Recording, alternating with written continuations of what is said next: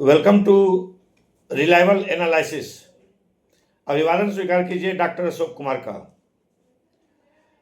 आज मैं आपके सामने एक बर्निंग टॉपिक के विश्लेषण के लिए मुखातिब हूँ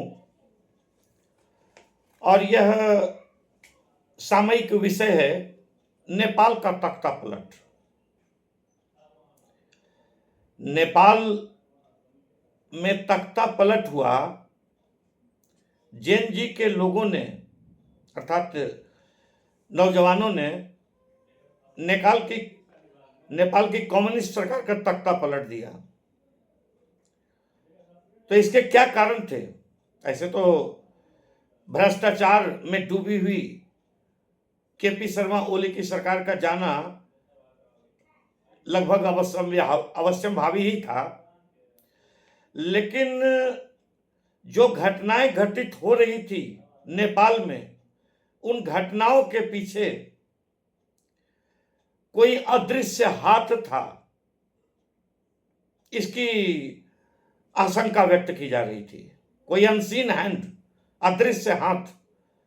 जिस प्रकार का अदृश्य हाथ श्रीलंका में विद्रोह कराने में था, जिस प्रकार के अदृश्य हाथ ने पाकिस्तान में इमरान खान की सरकार को गिराने का कार्य किया, जिस प्रकार के अदृश्य हाथ ने बांग्लादेश में शेख हसीना वाजिद की चुनी हुई सरकार को गिराने का कार्य किया, तो यह आज जन जन के मन मस्तिष्क में विद्यमान है कि नेपाल में केपी शर्मा ओली की सरकार का तख्ता पलट होने के पीछे क्या कोई अदृश्य हाथ है? खुद केपी शर्मा ओली, जो एक अत्यंत भ्रष्ट और मक्कार व्यक्ति हैं, ने तख्ता पलट के पीछे भारत के षड्यंत्र की बात कही है। आज इस वीडियो के माध्यम से मैं आप लोग के समक्ष यह स्पष्ट करना चाहता हूं कि नेपाल में तख्ता पलट के पीछे क्या कारण थे। क्या इसमें चीन की भूमिका थी या अमेरिका की भूमिका थी, या जैसा कि केपी शर्मा ओली ने अपने पत्र के माध्यम से कहा है कि भारत का षड्यंत्र है। तो इन सभी विषयों के ऊपर मैं आज विस्तार से प्रकाश डालने जा रहा हूं। सबसे पहले आप सभी लोगों को डॉक्टर अशोक कुमार का अभिवादन, और आपसे मैं यह अनुरोध करना चाहता हूं कि अब तक इस एजुकेशनल चैनल को अगर आपने सब्सक्राइब नहीं किया है तो कृपया कर सब्सक्राइब करें, क्योंकि इसमें इस प्रकार का करंट अफेयर्स के ऊपर एक्सप्लेनेशन और डिफरेंट अदर एजुकेशनल वीडियोज हमेशा आपको मिलते रहेंगे।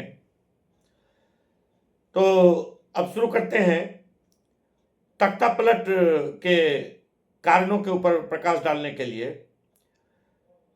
नेपाल में केपी शर्मा ओली की भ्रष्ट, निकम्मी और धर्म विरोधी और कम्युनिस्ट माइंडेड सरकार का पतन तो हो गया है। यह नेपाल की जनता के साथ साथ भारत के लोगों के लिए भी अत्यंत सुखद और संतोषप्रद घटना है, क्योंकि केपी शर्मा ओली पक्के भारत विरोधी थे। जब से नेपाल में ओली का राजनीतिक उत्कर्ष हुआ, येन केन प्रकारेण वे भारत विरोधी गतिविधियों में लिप्त थे।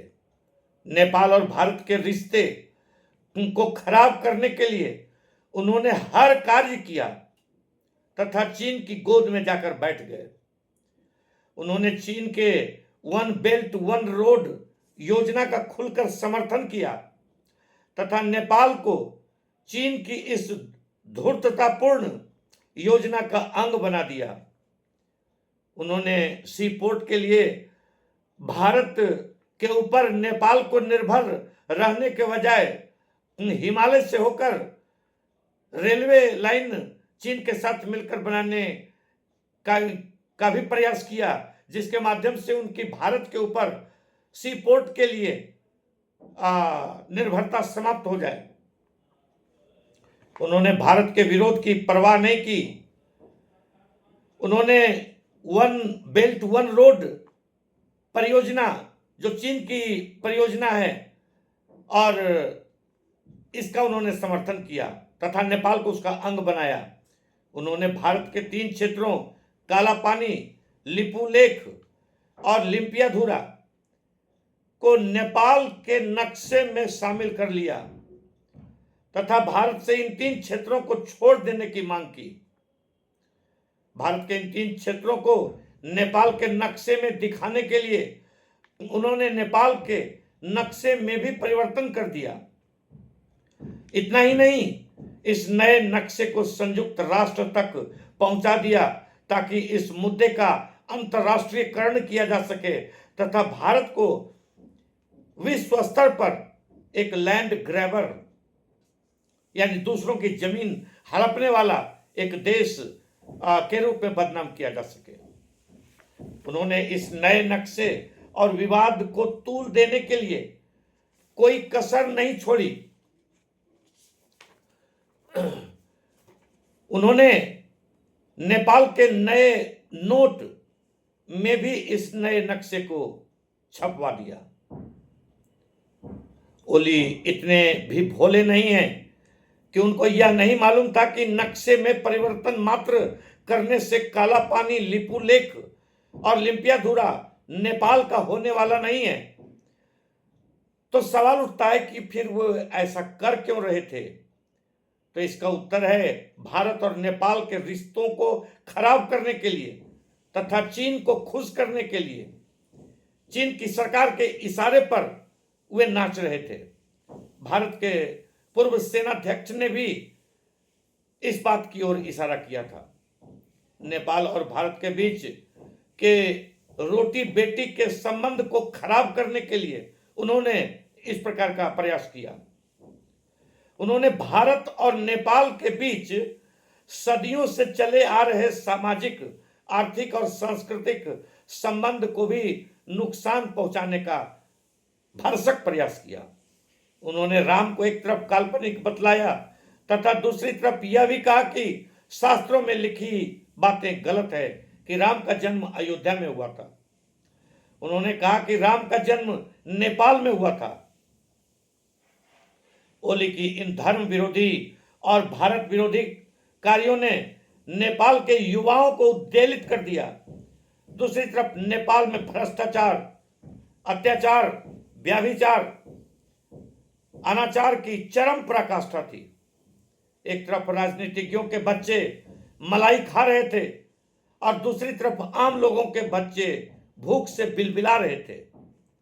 इसी पृष्ठभूमि में जेनजी अर्थात नवयुवकों और नेपोबेब अर्थात निपोटिज्म यानी भाई भतीजावाद के माध्यम से जिन बच्चों को मलाई मिल रही थी, फायदा मिल रहा था, उनके बीच संघर्ष प्रारंभ हुआ, जिसकी परिणति केपी शर्मा ओली की सरकार के पतन के रूप में हुई।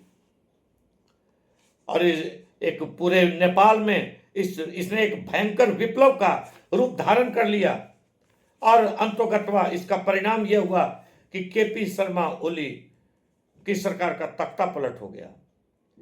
तो प्रश्न उठता है कि तख्ता पलट स्वतः स्फूर्त था या इसके पीछे कोई अदृश्य हाथ था? जैसा कि हमने देखा कि अमेरिका ने बांग्लादेश की हसीना सरकार से सेंट मार्टिन आइलैंड की मांग की और कहा कि सेंट मार्टिन आइलैंड हमें दे दो और तुम निश्चिंत होकर शासन करो। लेकिन जब शेख हसीना ने सेंट मार्टिन आइलैंड देने से इनकार कर दिया तो अमेरिका के डीप स्टेट ने एक जन विद्रोह करवाकर शेख हसीना की सरकार को हटा दिया। तो अमेरिका की सरकार और खासकर सीआईए इस प्रकार के कुत्सित षड्यंत्र में पूरे संसार भर में संलग्न रहती है।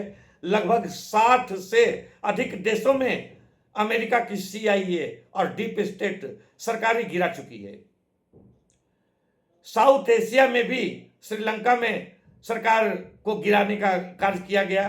पाकिस्तान में इमरान खान की सरकार को गिराया गया बांग्लादेश में शेख हसीना की सरकार को सीआईए के द्वारा गिराया गया। यह अलग बात है कि सीआईए डायरेक्ट हर कार्य नहीं करती है, बल्कि दक्षिण एशिया में उसके लिए एक मुहरा का काम करता है आईएसआई। पाकिस्तान की एक गुप्तचर संस्था है आईएसआई, जो पाकिस्तान अपने तो एक कंगाल देश है, लेकिन आईएसआई सीआईए के पैसे से सीआईए के उद्देश्यों को अंजाम तक पहुंचाने का कार्य में लगा हुआ रहता है। जैसा कि आपने बांग्लादेश में भी देखा कि बांग्लादेश में अमेरिका के डीप स्टेट अर्थात सीआईए इत्यादि ने मिलकर के हसीना की सरकार को गिरा दिया। आरोप लगाया गया कि शेख हसीना ने बच्चों के ऊपर अंधाधुंध गोलियां चलवाई, 100 बच्चों को मरवा दिया, और जिन बच्चों को मारा गया उन बच्चों के पोस्टमार्टम से क्या पता चला कि जो गोलियां उन्हें लगी थी वे गोलियां AK-47 राइफल की थी, और बांग्लादेश की पुलिस के पास AK-47 राइफल नहीं होता है। तो सवाल उठता है कि वो AK-47 राइफल जब बांग्लादेश की पुलिस के पास नहीं थी तो फिर वो गोली चलाई कौन?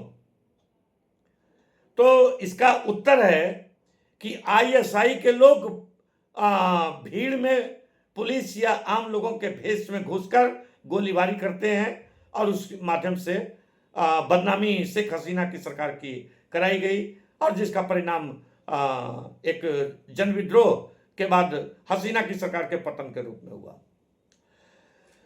तो इस तरह से पाकिस्तान अपने में तो एक कंगाल देश है, अपने तो वहां खाना मिलना मुश्किल है, लेकिन अमेरिका के पैसे से, सीआईए के पैसे से आईएसआई हर प्रकार के कार्यों को अंजाम देती रहती है। तो सवाल उठता है कि कहीं नेपाल में भी अमेरिकन डीप स्टेट ने तो तख्ता पलट नहीं करवाया, और यह प्रासंगिक भी है क्योंकि नेपाल में चीन के बढ़ते प्रभाव से अमेरिका काफी चिंतित था। नेपाल में चीन के बढ़ते प्रभाव का मुकाबला करने के लिए अमेरिका ने हामी नेपाल एवं कई अन्य एनजीओ को लगातार फंडिंग करने का कार्य किया, और जिसकी अंतिम परिणति केपी शर्मा ओली की सरकार के पतन के रूप में हुई। भारत के पूर्व जासूस लक्की बिष्ट ने पहले ही भविष्यवाणी कर दी थी कि आज से 1 महीने के भीतर नेपाल में सरकार बदलने वाली है। लक्की बिष्ट ने कहा कि सरकार गिर जाएगी, और उसने यहां तक दावा किया कि आपको मेरे ये वर्ड्स याद रहेंगे। उसका ट्विटर पर इंटरव्यू आज भी वायरल है। लक्की बिष्ट भारत और नेपाल के मैत्रीपूर्ण संबंधों के पक्षधर हैं। लक्की बिष्ट का कहना है कि अब नेपाल की अंतरिम पीएम जो बनी है सुशीला कार्की, वो सीआईए और अमेरिका परस्त है। लक्की बिष्ट का कहना है कि अब केपी शर्मा ओली की सरकार के पतन के बाद सीआईए समर्थित और अमेरिका समर्थित सरकार नेपाल में स्थापित हुई है। लकी ने यह भी कहा कि सीआईए दुनिया के 60 से अधिक देशों में सरकारें गिरा चुकी है, और इसी की एक कड़ी के रूप में नेपाल में भी उपद्रव हुआ, जिसका परिणाम केपी शर्मा ओली के तख्ता पलट के रूप में हुआ। हालांकि केपी शर्मा ओली ने एक पत्र लिखकर तख्ता पलट को भारत की साजिश बतलाया है। ओली ने अपने पत्र में क्या लिखा है, मैं पहले आपको ओली का यह पत्र सुना देता हूं। केपी शर्मा ओली ने अपने पत्र में लिखा है, डियर जेनजी, आज मैं शिवपुरी के इस एकांत सुरक्षा क्षेत्र में नेपाली सेना के सैनिकों से घिरा बैठा हूं और तुम्हें याद कर रहा हूं। सरकारी कार्यालयों में आगजनी और तोड़फोड़ अचानक नहीं हुई। आपके मासूम चेहरों का इस्तेमाल गुमराह करने के लिए किया जा रहा है। मैंने जिद की कि हमारे देश में व्यापार करने वाले सोशल नेटवर्किंग कंपनीज हमारे नियमों का पालन करें और रजिस्टर्ड हों। मैंने जिद की लिपुलेख, कालापानी और लिम्पियाधुरा हमारे हैं। मैंने जिद की कि जैसा कि शास्त्रों में कहा गया है कि भगवान राम का जन्म भारत में नहीं नेपाल में हुआ था, अगर मैं अपनी जिदों से पीछे हट जाता तो मुझे कई और अवसर मिलते, बहुत कुछ मिलता। अगर मैं लिम्पियाधुरा समेत नेपाल का नक्शा संयुक्त राष्ट्र को नहीं भेजा होता या दूसरों को अपनी मनमानी चलाने दी होती तो मेरी जिंदगी किसी और ही दिशा में जा रही होती। तो केपी शर्मा ओली के इस तथाकथित पत्र का अगर विश्लेषण करते हैं तो पता चलता है कि भारत और भगवान राम के खिलाफ बोलने की सजा केपी शर्मा ओली को मिली है। ओली ने भ्रष्टाचार किया, ओली ने भारत की संप्रभुता पर हमला किया तथा भगवान राम का अपमान किया। इसलिए ऐसे मक्कार व्यक्ति को सजा तो अवश्य मिलनी चाहिए थी। ओली ने अपने पत्र में बतलाया है कि मैं शिवपुरी नामक जगह में सेना के बैरक में सेना की सुरक्षा में हूं। तो ओली ने अपने पत्र में लिखा है कि मैंने सत्ता इसलिए खो दी है क्योंकि मैंने कहा था कि भगवान राम का जन्म अयोध्या में नहीं नेपाल में हुआ है। इससे भारत भड़क गया।